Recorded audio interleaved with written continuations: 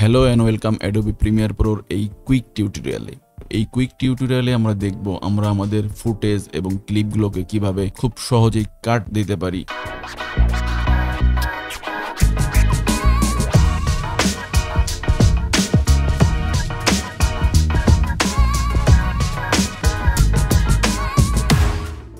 কাট use করার জন্য সর্বপ্রথম সহজ যে উপায়টা সেটা হচ্ছে আমরা যদি টুলবার থেকে রেজার টুলটা নেই এবং আমাদের কাঙ্ক্ষিত যে কোনো স্থানে মাউসের লেফট বাটন ক্লিক করি তাহলে কিন্তু কাট হয়ে যাবে জাস্ট একটা ক্লিকের মাধ্যমে। এখন যদি আমরা চাই আমাদের এই কার্টে এবং এই কার্টের মাঝখানের যে অংশটুকু আছে সেটুকু ডিলিট করে দিতে, তাহলে আমাদের কিবোর্ড থেকে প্রেস করতে হবে ভি, এবং ভি প্রেস করলে আমাদের সিলেকশন টুলে চলে যাব এবং এইটাকে সিলেক্ট করে আমরা কিন্তু কিবোর্ড থেকে ডিলিট প্রেস করে ডিলিট করে দিতে পারি। এবং আমাদের এই মাঝখানের যে গ্যাপ, এই গ্যাপটাকে যদি আমরা চাই যে এই গ্যাপটা থাকবে না, আমাদের ডিলিট করার সাথে সাথে এই অংশটুকু এই পরবর্তী যে ক্লিপটুকু আছে সেটুকু এটুকুর সাথে অ্যাড হয়ে যাবে। তাহলে আমরা কিভাবে এটাকে ডিলিট করতে পারি, তাহলে আমরা কন্ট্রোল জেড করতেছি এবং মাঝখানের এই কাটের এই অংশটুকু সিলেক্ট করে আমরা কিবোর্ড থেকে শিফট প্রেস করে ডিলিট করে দেব। তাহলে কিন্তু আমাদের ওই অংশটুকু ডিলিট হয়ে পরের ফুটেজ ছিল সেই ফুটেজ কিন্তু অ্যাড হয়ে গেছে এই বাম পাশের ফুটেজের সাথে। আমরা যদি আমাদের ফুটেজের একটা পার্ট সিলেক্ট করতে চাই যেমন ভিডিও কিংবা অডিও, তাহলে আমরা কিন্তু কিবোর্ড থেকে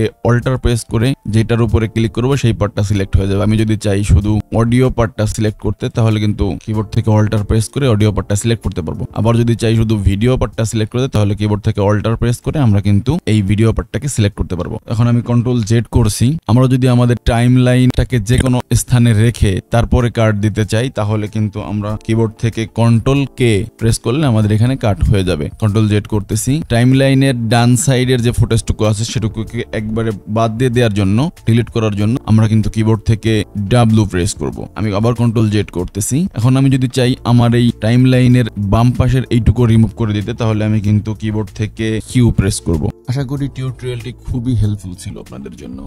নেক্সট কোনো একটা ইম্পর্টেন্ট টিউটোরিয়ালে আবার আপনাদের সাথে কথা হবে। সে পর্যন্ত ভালো থাকবেন।